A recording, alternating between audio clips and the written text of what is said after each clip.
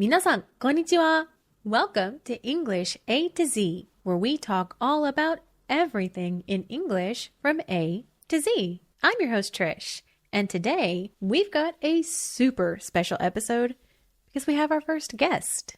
Together, we are going to take a look at a few regional differences in our English, a few idioms, and a few basic expressions that are used in both areas. This will take up the majority of the podcast today, so we only have time for one more section after that, and that will be useful phrases to help you when you travel in and around the airport. So, sit back, relax, grab a drink, grab a snack, and let's jump right in. 日本語訳などを見たいんだったら、概要欄にあるのリンクをクリックしてダウンロードできます。それでは、let's get into it.If you are a follower of our YouTube channel, then no doubt you have heard this person's voice before. But, Shelley, could you go ahead and introduce yourself? Okay, so my name is Shelley, and I'm from New Zealand. So that's kind of a long way away from Japan, but the time zone is actually not so much different. How many hours different is it?Now it's 4 hours, but sometimes it's 3 hours depending on the time of year. I have been in Japan for almost 11 years now, so quite a while. Feels shorter, but yeah, it's quite a while. Okay. Now, I'm going to ask you kind of a hard question, but can you tell us about a hobby that you enjoy? Ooh, okay, so I have quite a few hobbies, but if I have to choose one, I really like reading books. Okay, that's going to make one of my questions a little harder, but here we go. I'm going to ask you a series of rapid fire questions, so just say the first thing that pops into your head, okay? Okay. Okay, you'll see what I mean. When's your birthday? July 17th. Okay. Coffee or tea? Ooh, coffee every day, but I like tea too. Morning or night? Night. Chocolate or vanilla? Chocolate. What's your favorite color? Yellow. What's your favorite song? Favorite song? You know I can't choose a favorite song. Oh, I really like Rebel Rebel by David Bowie. Okay. Favorite book? Favorite book? Maybe one of my all-time favorite books is actually a children's book by an Australian author, and it's called The List Maker. What's it about? It's kind of about daily life, I guess. It's about a girl and she lives with her aunts, and it's just sort of about her daily life over about a course of a year, I think. Yeah, it's just one of my all-time favorites. Thank you, Shelley. I hope everyone feels like they know you just a little better now. So, as you guys may have noticed, both of us are, in fact, speaking English. Wouldn't you agree? Yeah. Okay.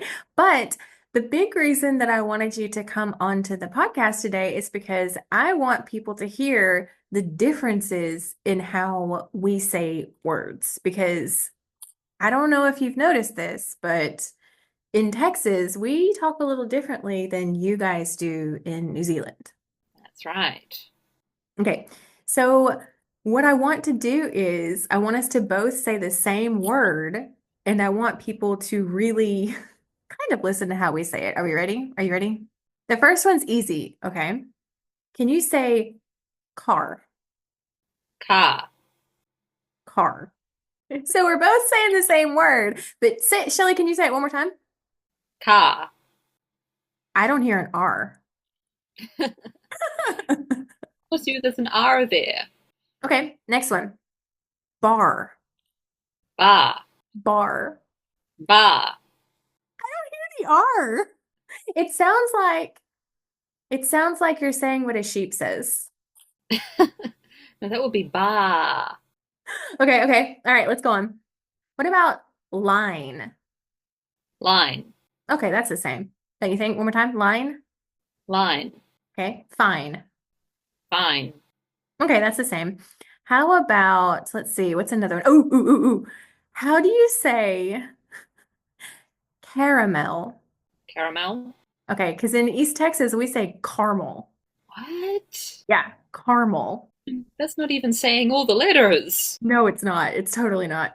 I'd like caramel sauce on my sundae, please. No, no, caramel. Caramel. That's you just hit up the syllables. Caramel. Caramel. What about Ben? How would you read that? Bean. Ben. Bean? I hear like mummet. No, that's bean. That's what you said. And then I sound like I'm saying Ben, like my friend Ben.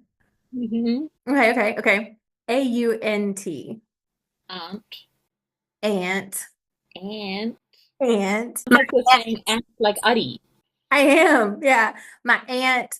To make it worse, though, my aunt's name is Annie. So it's Aunt Annie. Aunt Annie. Aunt. Aunt sounds very proper. She's like, that was terrible. I'm so sorry. That was a terrible accent. Moving on, moving on. Okay. What about Tomato? Tomato. Tomato. Tomato. Tomato. So if I said tomato sauce, would you understand what I was saying? I'd understand, but I'd say tomato sauce. You would think I was completely wrong. Basically. Basically. Okay. All right. We're almost done. Okay, no, we're not. There's a couple more. Horror. Horror. Horror. Do you say horrible? Horrible. Horrible. More emphasis on the R, I think. Okay. All right. What about Crayon? Crayon. Okay, crayon. That's the same. Crayon. My brother used to say crown. I want a color with crowns. Yeah. Okay. What about I have to check my schedule. Schedule. Okay, so you don't say schedule. No, I always say schedule, but I know some people say schedule. Yeah, I say schedule too. I think in America most of us say schedule. Where do they say schedule? Is that like UK proper? I guess that's British. Mhm. It's British. Yeah. Okay. What about ISSUE? Issue. Okay, issue. Same. Do you say tissue? Tissue. Okay. Water. Water. Say, that's interesting. Water. Water. Water. HERB. Herb. Herb. Herb. Herb. So you say it without the H, like herb? Without the H, yeah. Herb. Okay, last one. VITAMIN. Vitamin. Okay, yeah, vitamin. Okay, I said last one, but I totally lied because when you say doko in English, Where? okay, everyone makes fun of me because I say where. Where? Where? Fancy. I don't know where it came from, but everyone makes fun of me because I say where. I think that's really interesting that, again, like we both come from countries that speak English, but the accents are similar in some weird ways and then completely different in other weird ways, you know? What we're going to do next. Are you excited? You should be excited.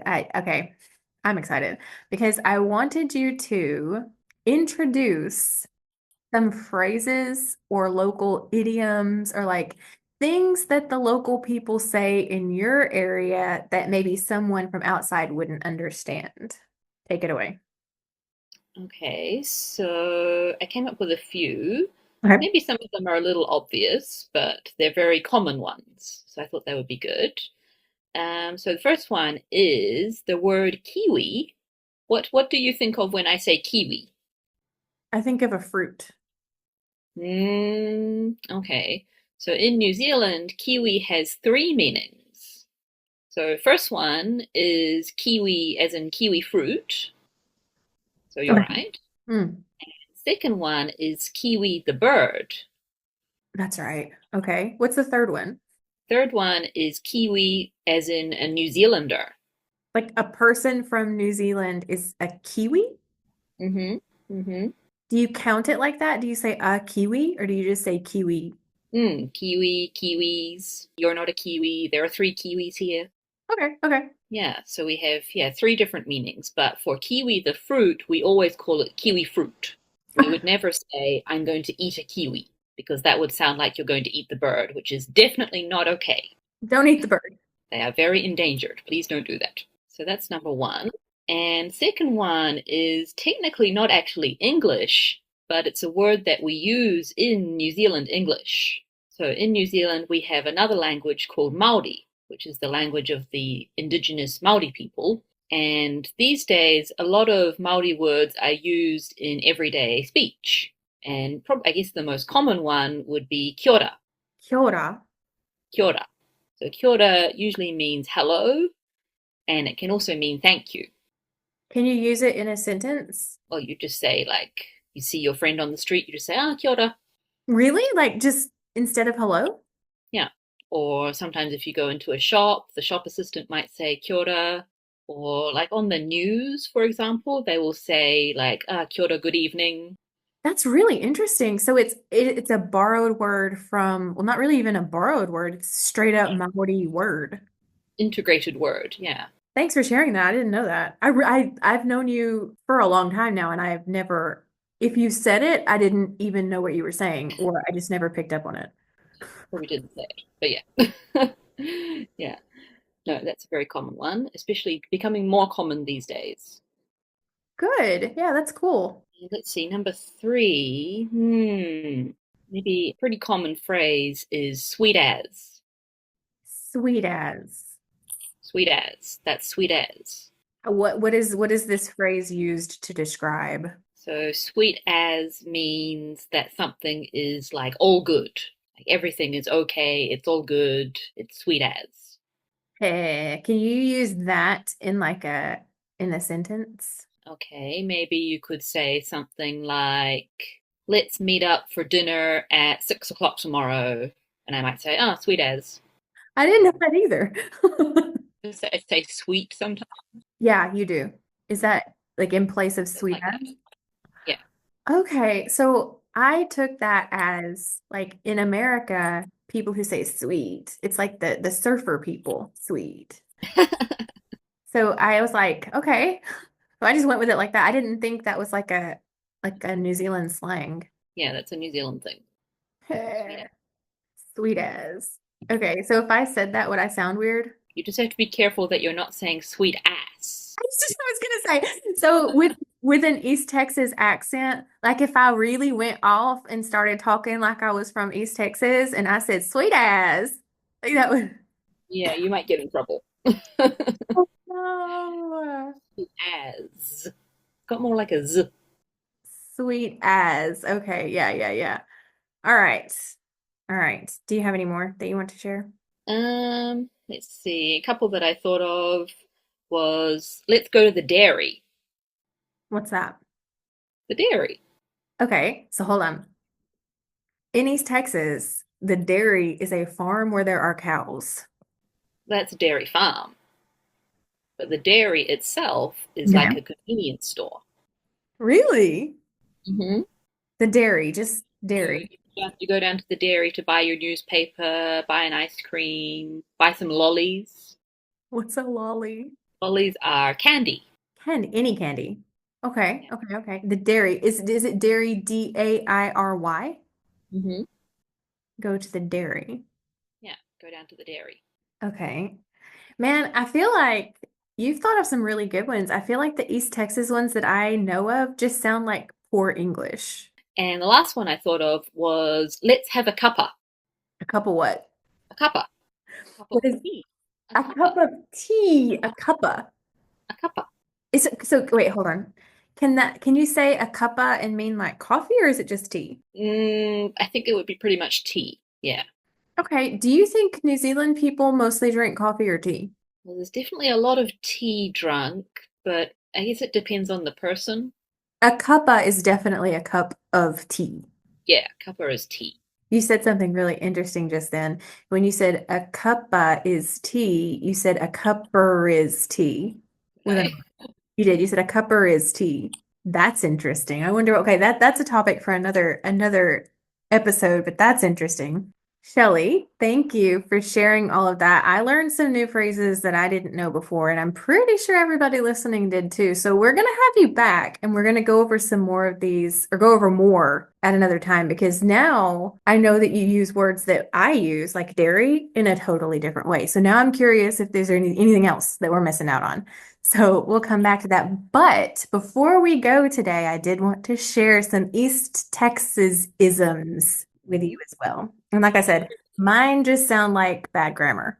Do you know what the word tumped means? Tump, tumped.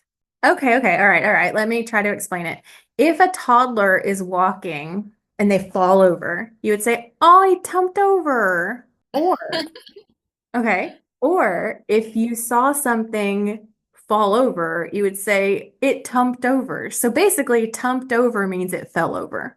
Yeah, so we would say like, "Did you see that? Man, he just totally tumped over." That's new. I've never heard that before. What about this one? "You're getting too big for your britches." Oh, yes, I know that one. I think I know that one. Okay, let me give it to you let me tell you in a situation. Did you hear John got a promotion?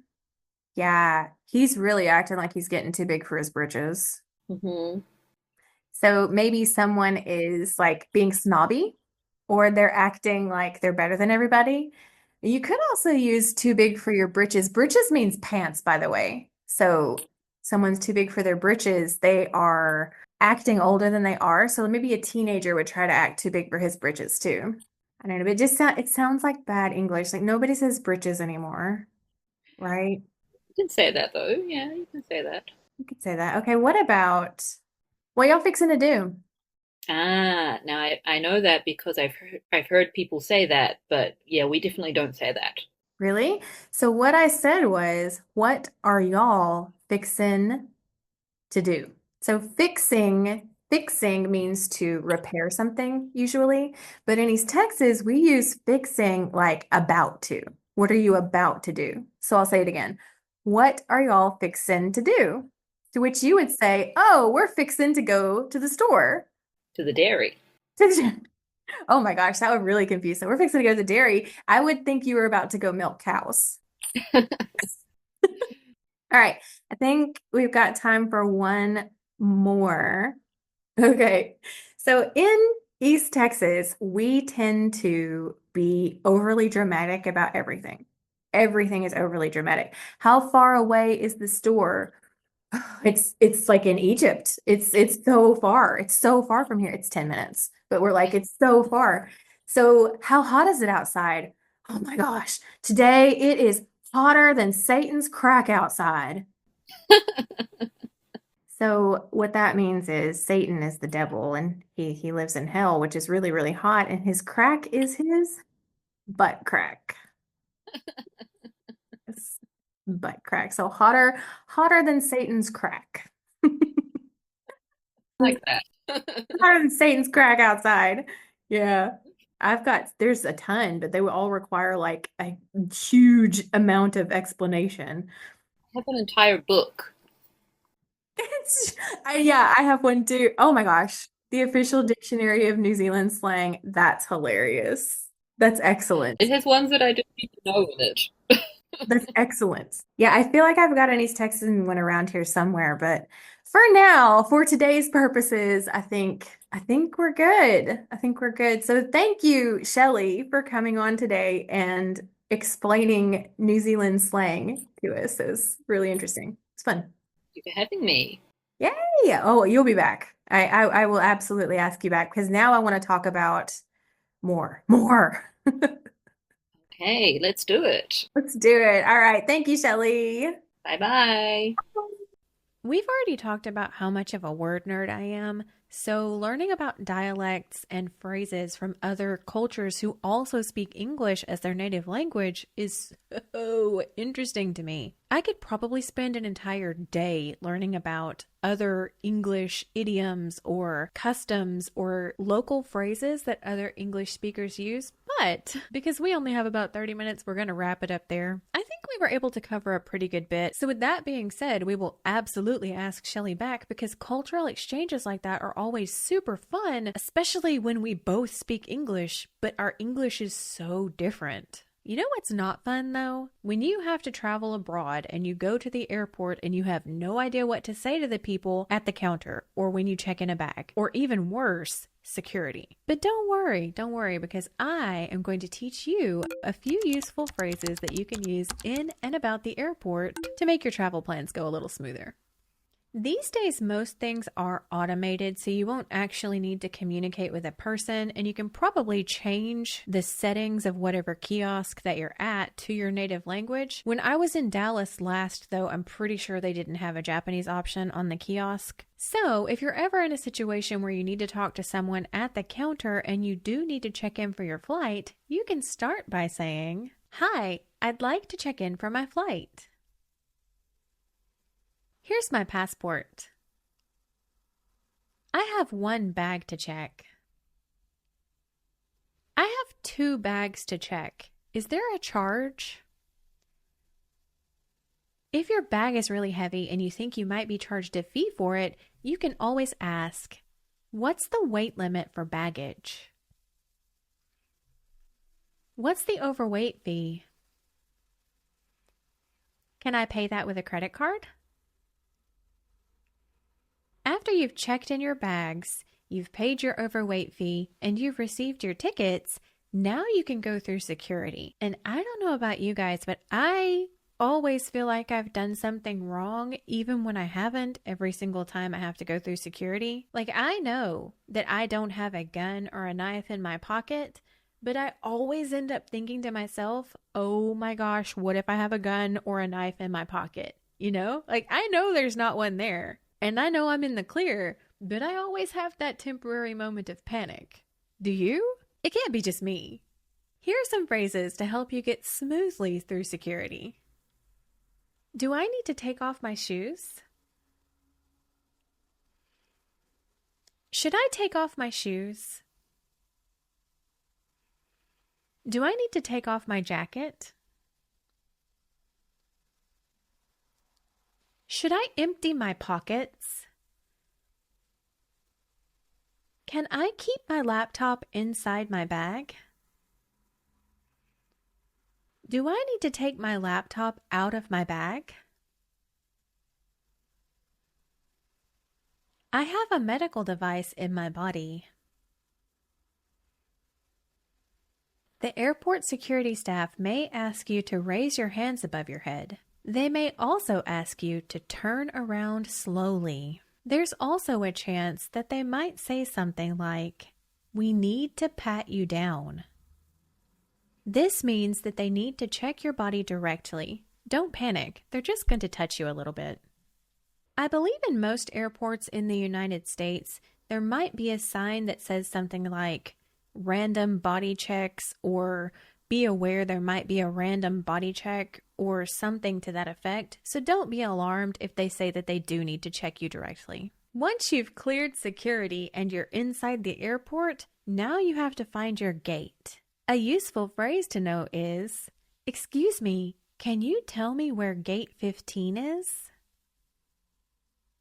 Or, "Is there a restroom around gate 15? If you're traveling internationally, you might need to exchange your money. Here's what you can say. "Excuse me, could you tell me where to exchange my money?"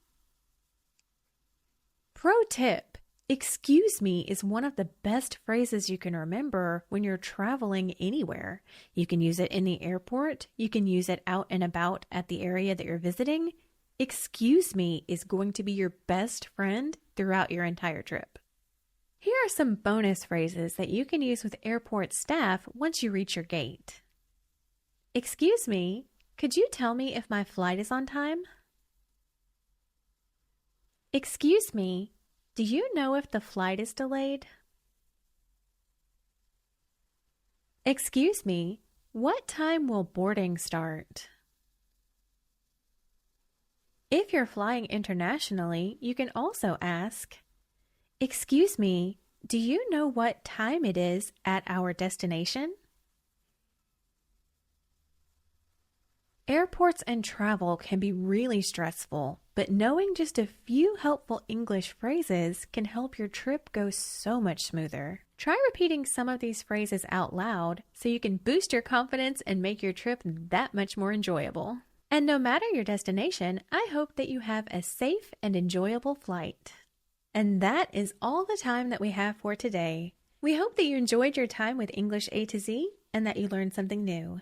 Tune into our episode next week where we are going to take a deep dive into wasei eigo and borrowed words from other languages that you use every day in Japan. Don't forget to follow us on social media at our handles listed in the description box. And if you really enjoyed today's episode, don't forget to like, subscribe, follow, download, do the whole thing so that you don't miss any episodes going forward. That's going to be all from us today, and we hope you have a fantastic week.